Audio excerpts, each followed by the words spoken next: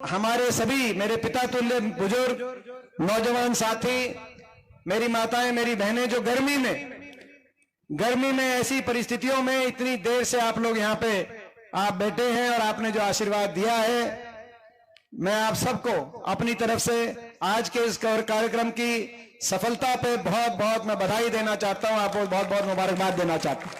और आज आपने दिखा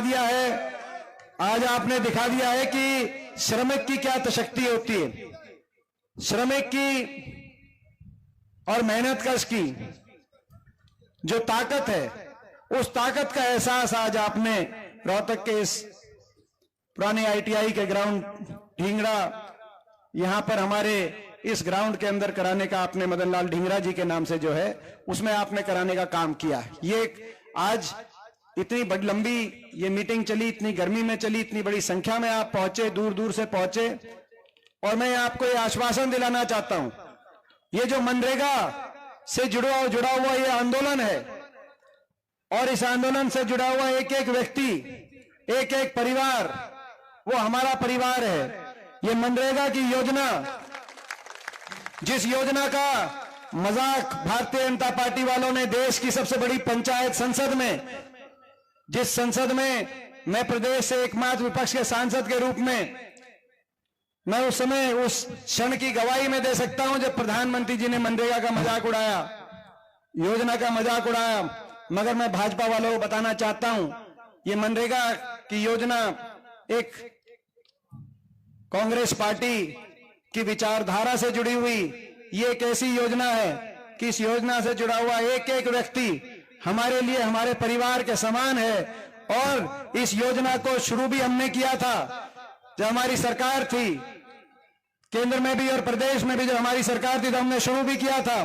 10 साल में आपने बजट, इस योजना का 1/3 बजट कम कर दिया। 10 साल में इस योजना का आपने मजाक उड़ाया, लेकिन अब परिवर्तन की तरफ हमारे प्रदेश के और देश के कदम बढ़ गए हैं। इस योजना को शुरू भी हमने किया था और इस योजना को आगे भी हम बढ़ाने का काम करेंगे। आज मैं कहना चाहता हूं, ये हमारी योजना थी, हमें गर्व है। ये हमारा समय था कांग्रेस पार्टी का, तो इस तरह के फैसले किए गए थे कि किसान के कर्जे माफी का फैसला था, कि मनरेगा की योजना थी। और भाजपा ने क्या किया? 10 साल इनकी सरकार थी, नारे दिए, लेकिन नारों के उल्टा काम किया।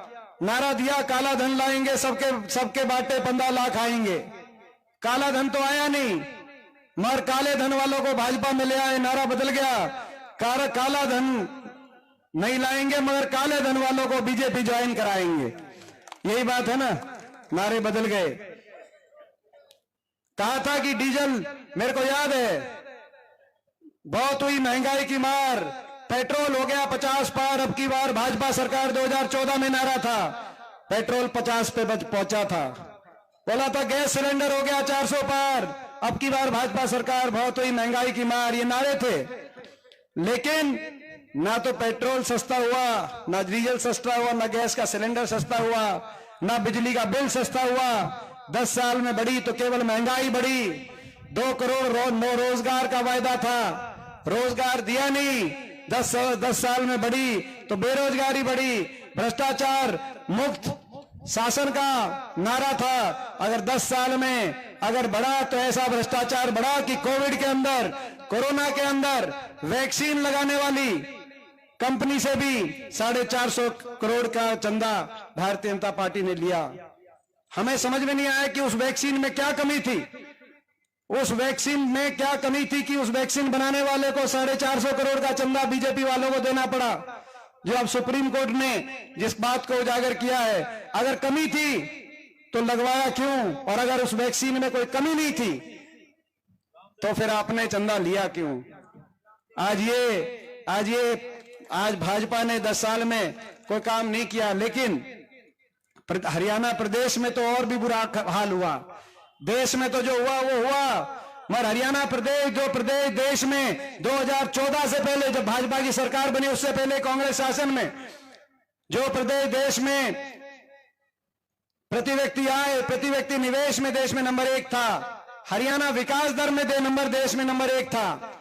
गरीब कल्याणकारी योजनाओं में हरियाणा का जिक्र देश में नंबर 1 पे आता था। चाहे हमारे समय 3,92,000 परिवारों को 100-100 गज के प्लॉट देने की बात हो, चाहे उस समय देश में सबसे ज्यादा बुढ़ापा पेंशन हरियाणा में 10 साल तक हमारी सरकार में दिलवाने की बात रही हो, चाहे गरीब के हर परिवार के पहली से 12वीं क्लास तक 20 लाख बच्चों को स्कूल के अंदर वजीफा देने वाला अकेला प्रदेश उस समय हरियाणा प्रदेश बना, चाहे पीने के पानी की टंकी टूटी की व्यवस्था की बात रही हो, चाहे वो मकान इंदिरा आवास योजना के माध्यम से मकान आया करते। मैं आपसे पूछना चाहता हूं, इन 10 वर्षों में अपने गांव में कितने मकान आए? मैं आपसे पूछना चाहता हूं, इस सरकार में कोई मकान अगर आया हो तो आप बताओ।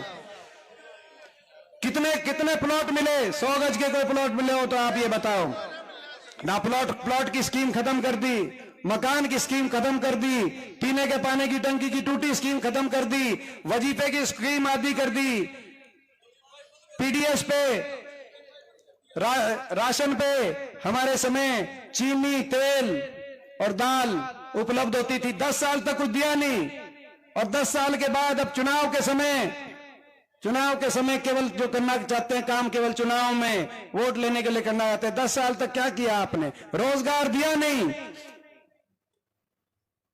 हरियाणा प्रदेश में, ये केवल केंद्र की बात नहीं जो अभी ये कह रहे थे उदय भान जी, 30 लाख नौकरी समाप्त कर दी। आज ये लड़ाई संविधान को बचाने के लिए भी है। 30 लाख सरकारी नौकरी खत्म कर दी भारतीय जनता पार्टी ने केंद्र के स्तर पर। एयरपोर्ट, पोर्ट, रेलवे अदानी जैसी कंपनियों को बेची जा रही हैं, और जो संवैधानिक अधिकार जिन वर्गों को संविधान के माध्यम से जो मिले थे उन वर्गों के उन अधिकारों को छीना जा रहा है। 30 लाख नौकरी केंद्र में खत्म कर दी, तो हरियाणा में भी 2 लाख पद समाप्त कर दिए या कच्चों में परिवर्तित कर दिए। कौशल निगम में आपने देखा 2 लाख नौकरी हमारी हरियाणा में खाली पड़ी है आज भी, और कौशल निगम में जो कच्ची भर्ती करी वो कच्ची भर्ती बिना पेंशन के, बिना रिजर्वेशन के और बिना मेरिट के बैकडोर से सरकारी ठेकेदार बन गई।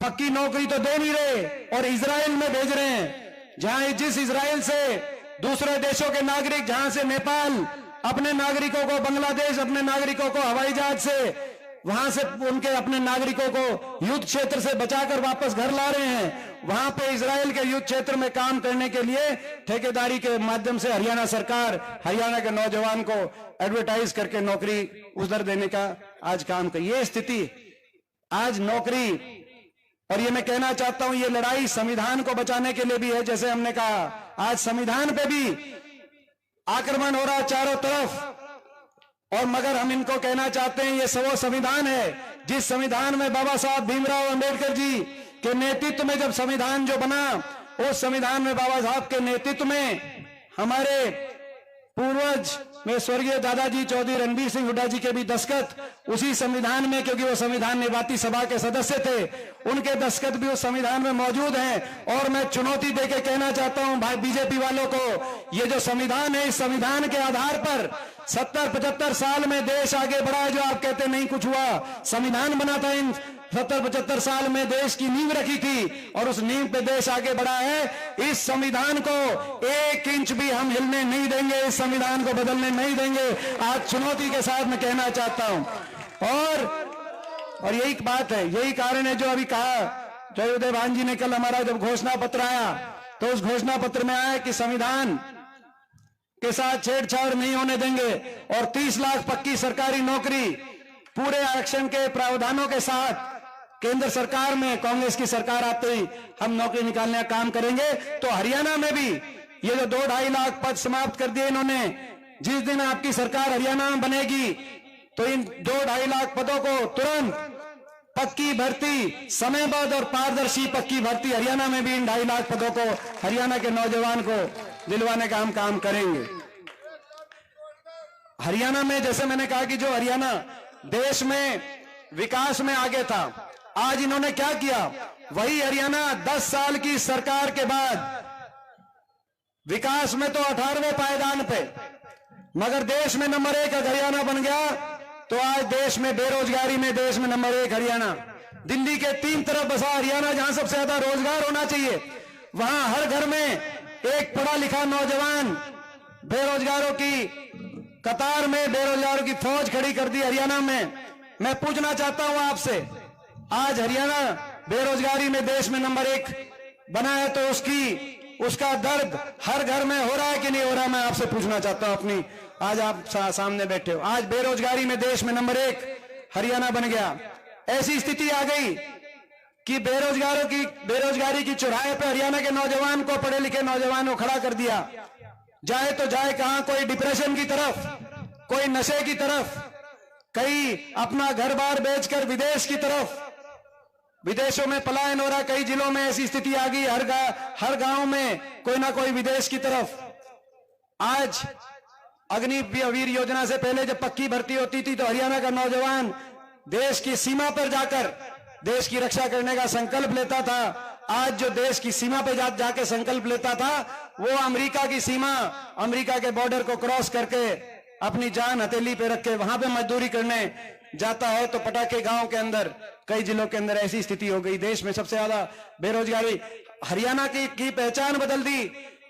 नाम था हरियाणा का, दूध दही का खाना था, ऐसा मेरा हरियाणा था।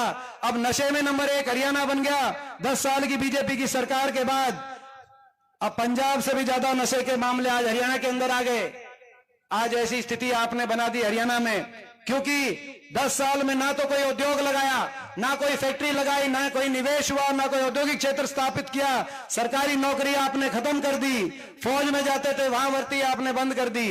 तो जाए कहा हरियाणा का नौजवान। बेरोजगारी में देश में नंबर 1, महंगाई में देश में नंबर 1, सबसे ज्यादा वैट हरियाणा में, सबसे महंगा डीजल, पेट्रोल, रसोई गैस का सिलेंडर, बिजली के बिल, स्कूल की फीस, करे तो कोई करे क्या। सबसे ज्यादा महंगाई में हरियाणा देश में नंबर 1, सबसे ज्यादा अत्याचार और सबसे ज्यादा अपराध। आज अपराध दर, हत्या दरों में देश में नंबर 2, अपहरण में, फिरौतियों में देश में नंबर 1, दनादन गोलियां।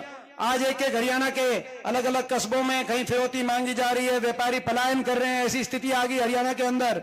चौटाला राज का समय हमें याद आता है 2004 से पहले, तब भी फिरौतियां मांगी जाती थी। फर्क एक आया है, तब फिरौतियां मांगी जाती थी, जेलों से फिरौतियां मांगी जाती थी। अब फिरौतियां मांगी जा रही हैं विदेशी नंबरों से, फिरौतियां मांगी जा रही है विदेशों से, फिरौतियां मांगी जा रही है। ऐसी स्थिति आ गई आज अपराध में देश में। मगर उसके साथ साथ आपने विकास की पटरी से उतार दिया हरियाणा का को भट्टा बैठा दिया आपने। लेकिन दुख और भी है, कुछ काम ना भी करते मगर सबका सम्मान करते तो भी हम स्वीकार कर लेते। लेकिन आपने तो कुछ काम नहीं किया, काम बिगाड़ा और हर आदमी का अपमान किया। आपने तो अपमान किया और सरकार के अहंकार में भी देश में नंबर 1 हरियाणा को बना दिया। कोई ऐसा वर्ग नहीं जिस वर्ग पे इस सरकार की लाठियां ना चली हो। किसान आंदोलन में जब किसान निकला, 750 किसानों की जान चली गई। किसान पे कहीं लाठीचार्ज, कहीं गोलियां चली। जब हमारी बेटियां अपने न्याय मांग रही थी जंतर मंतर पे, तो उन बेटियों को घसीटा गया। वो तो अपने लिए न्याय मांग रही थी, उन बेटियों को कैसे कैसे घसीटा गया। खिलाड़ियों को आपने देखा। जब मनरेगा के मजदूर अपना मानदेय बढ़ाने के लिए आप आंदोलन के माध्यम से जब करनाल पहुंचे मनरेगा के मजदूर, आपके संगठन, तो आप पे लाठीचार्ज हुई। जब कर्मचारी ओल्ड पेंशन स्कीम के लिए पंचकुला गए तो कर्मचारियों पे लाठीचार्ज हुई। जब सरपंच अपने पंचायती राज के अधिकार मांगने के लिए गए पंचकुला, तो सरपंचों की भी अच्छी तसल्ली बिठाई। ऐसी सरकार कम से कम सम्मान तो कर लेते, मान सम्मान से बात तो कर लेते, कम से कम वो तो अधिकार था जनता का। लेकिन 10 साल तक आपने सम्मान दिया नहीं। और अब इलेक्शन में जब आपको दिख गया कि हर वर्ग नाराज हो गया है, सरकार से दुखी हो गया हर वर्ग, और इस सरकार को बदलना चाहता है, तो आपने पहले तो समझौता तोड़ा। और वो भी क्या समझौता तोड़ा, समझौता करके समझौता तोड़ा। आपको पता है ये जो समझौता था बीजेपी और जेजेपी का, ये समझौता कोई नैतिकता के आधार पर नहीं हुआ था। कई राजनीतिक लोकतांत्रिक नैतिकता नहीं थी। ये भ्रष्टाचार के लिए समझौता हुआ था। ये समझौता जब हुआ, उस समय बीजेपी का पिछले चुनाव में नारा था 75 पार, कि बीजेपी जाएगी 75 पार, क्योंकि नारे बहुत देते, नारों में बड़े। और जेजेपी का नारा था कि बीजेपी को करो जमुना पार। था कि नहीं था, मैं आपसे पूछना चाहता हूं। एक कहता था 75 पार, दूसरा कहता था बीजेपी को करो जमुना पार। इलेक्शन होते ही दोनों बन गए पक्के यार, और बना दी ऐसी भ्रष्ट सरकार। जनता कर रही हाहाकार, और कह दिया कि 5100 बुढ़ापा पेंशन पे समझौता हो गया। अब तो 5 साल हो गए, इलेक्शन का टाइम है। मैं पूछना चाहता हूं आपसे, वो 5100 बुढ़ापा पेंशन किसी की आई या नहीं आई? मैं आपसे पूछना चाहता हूं। 5100 बुढ़ापा पेंशन का समझौता नहीं था, प्रदेश को लूटने का समझौता था, भ्रष्टाचार का समझौता था, महकमे बांटकर। कौन सा शराब महकमा ले गया, कौन सा एक्साइज महकमा ले गया, कौन सा माइनिंग का महकमा ले गया, किस महकमे में किसने कितना लूटा। डबल इंजन से जेजेपी और बीजेपी, खट्टर साहब, दुष्यंत चौटाला, डबल इंजन से प्रदेश को लूटने का समझौता था। जनता जाए भाड़ में और अपना जनता को लूटने का काम करो। डबल इंजन से लूट रहे थे, और कौन से महकमे में कौन कितना लूट रहा है, सारी लिस्ट तो शायद मेरे पास भी ना हो। इन्हीं के विधायक, नारनौंद हल्के के विधायक दादा राम कुमार गौतम जी का बयान आया कि भाई खोपर बढ़ गया, खोपर एक लाई जीमने लग रहा है, सारे महकमे ले गया। यही बात है कि नहीं? इन्होंने ही कहा, हमको क्या। तो ये मैं समझता हूं कि इन्होंने मगर जो अपमान किया आज हरियाणा को, और हरियाणा के हर वर्ग में नाराजगी हो गई।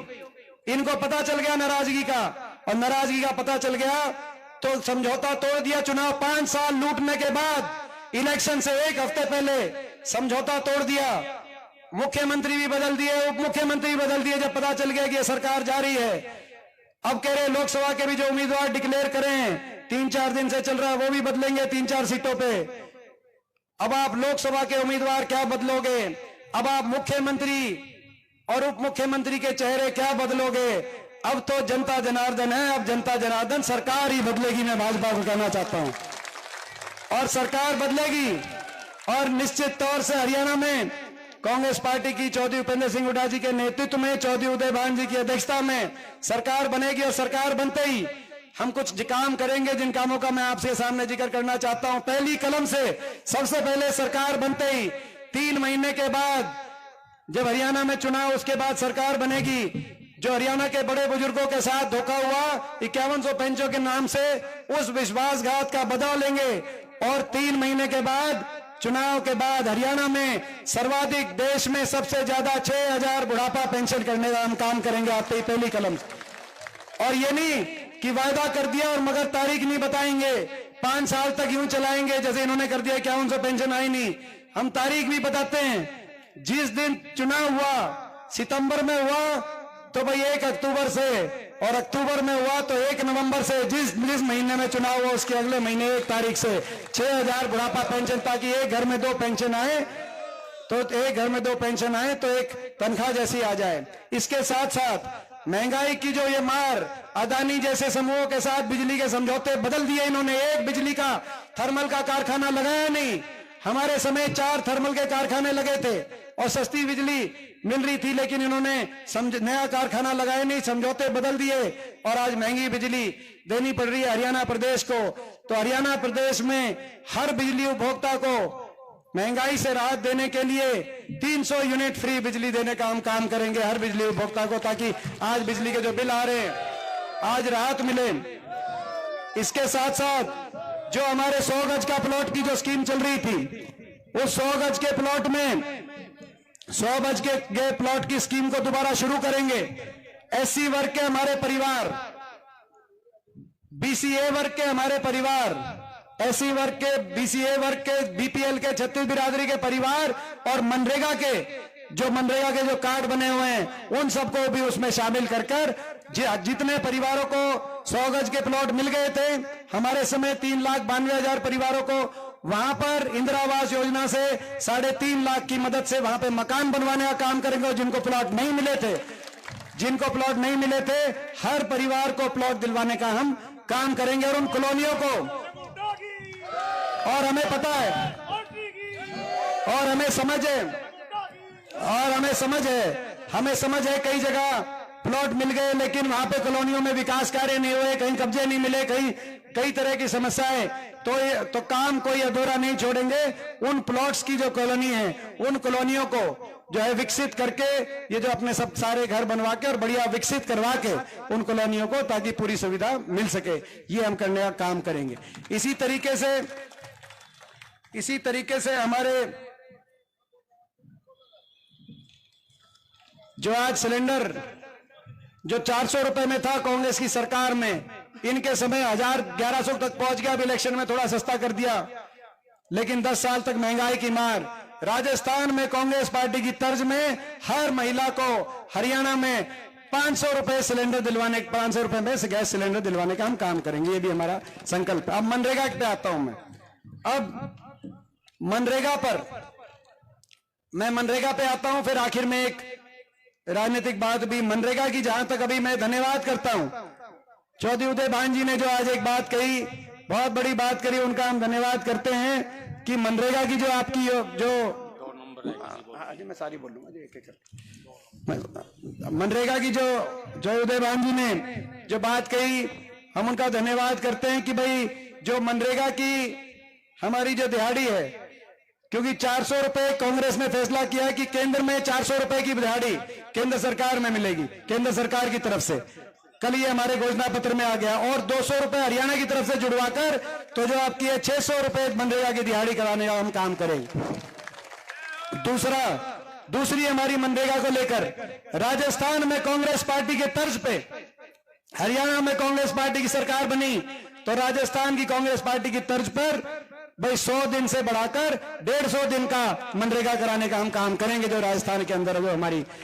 इसके साथ साथ जो ग्रामीण इलाके के साथ साथ शहरी इलाके में भी मनरेगा की जो योजना है, शहरी इलाके में भी उसको भी हम लेके जाने का काम करेंगे।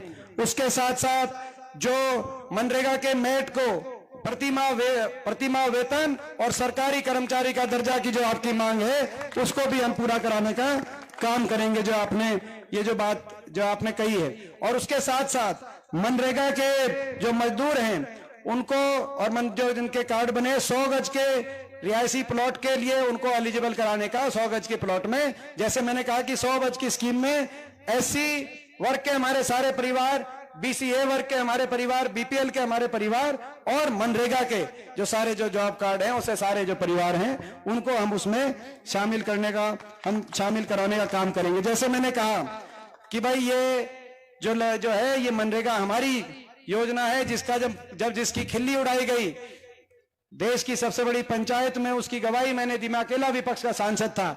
हमारे दिल पे क्या बनी होगी, जो आपने पौधा जो आपने लगाया उस पौधे का अगर कोई मजाक उड़ाए, मगर कोई बात नहीं, अब दोबारा से परिवर्तन का समय है, आपकी सरकार आएगी, हमने ये पौधा लगाया था, इसको सींचने का काम भी हम करेंगे, स्कीम को आगे बढ़ाने का काम भी मनरेगा की और भी कोई बातें हों और भी कोई आपकी तरफ से हो, तो आपसे बात समय पे सुझाव लेकर मैं ये भी कहना चाहता हूं आखिर में कि जहां तक रोहतक लोकसभा की बात है, ये तो मैंने प्रदेश की बात करी, उसकी बात करी, मैं रोहतक लोकसभा क्षेत्र में तो मैं इतना ही कहना चाहता हूं भाई, आप अच्छे से जानते हो, आपने हर तरह से भाई सुख में भी देखा है, दुख में भी देखा है, सत्ता में भी देखा है, विपक्ष में भी देखा है।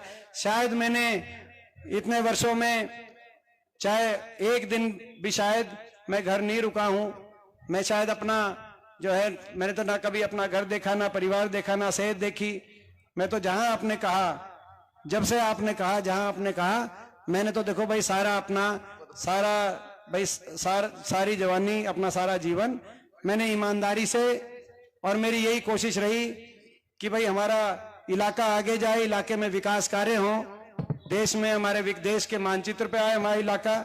और मेरी यही कोशिश हुई कि कोई किसी एक भी आदमी को मेरी वजह से कोई दुख तकलीफ ना हो, या मेरे किसी भी एक शब्द से किसी एक आदमी को भी बुरा ना लगे। कोई एक आदमी भी अगर मेरे से बात करता था और बिना खुश हुए कोई वापस जाता था, तो रात को मेरे को अच्छी नींद नहीं आई।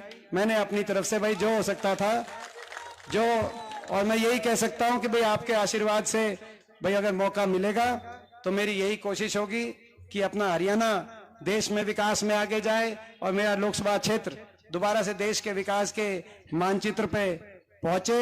और मैं ये विश्वास दिला सकता हूं आपको, ये जो आपका आशीर्वाद मिलेगा, जो आपकी जीत होगी, ये जीत केवल एक सांसद बनाने की जीत नहीं होगी, मगर हरियाणा के अंदर परिवर्तन लाने की जीत होगी, हरियाणा में सरकार बनाने की जीत होगी। और इसीलिए इन सबके निशाने पे मैं हूं। आज ये हॉट सीट जो बता रहे थे Chaudhary Uday Bhan ji, Rohtak Lok Sabha seat hot seat क्यों है भाई? जो है हॉट सीट का मतलब है ये सबसे गर्म सीट है, और भाई गर्मी और मेरा तो दूर दूर तक कोई आसपास का कोई लेना देना नहीं है भाई, मैं तो शीरा मानस हूं तो है। मगर ये हॉट सीट इसलिए है कि भाई क्योंकि इसका नतीजा प्रदेश की राजनीति को दिशा देने वाला नतीजा होगा। इनको पता है कि यहां से अगर जीतेंगे तो वो जीत दिल्ली तक नहीं रुकेगी, वो जीत चंडीगढ़ तक जाएगी और आपकी सरकार लेके आएगी, ये एक है। इसीलिए और मैं इनके निशाने पे मैं इनके निशाने पे इसलिए नहीं हूं कोई इनसे व्यक्तिगत कोई मेरे किसी से कोई व्यक्तिगत मेरी कोई ना दुश्मनी है ना कोई मेरा विरोध है, लेकिन मैं आपकी लड़ाई लड़ता हूं, आपके हक की लड़ाई लड़ता हूं, खुल के बोलता हूं और आपके लिए प्रयास करता हूं, परिश्रम करता हूं, इसीलिए मैं इनके रड़कता हूं भाई। और ये जो है मगर ये जो लड़ाई लड़नी पड़ेगी आपको और हमको सबको मिलकर लड़ाई लड़नी पड़ेगी, मैं अकेला इनसे नहीं लड़ सकता। क्योंकि आपने देखा है आज के दिन भाजपा के पास बहुत कुछ है, इनके पास खूब पैसा है। आज इन्होंने ऐसे ऐसे दफ्तर बना लिए कि ऐसे इन्होंने ना अस्पताल बनाए ना स्कूल बनाए, लेकिन दफ्तर ऐसे बड़े बड़े बना लिए।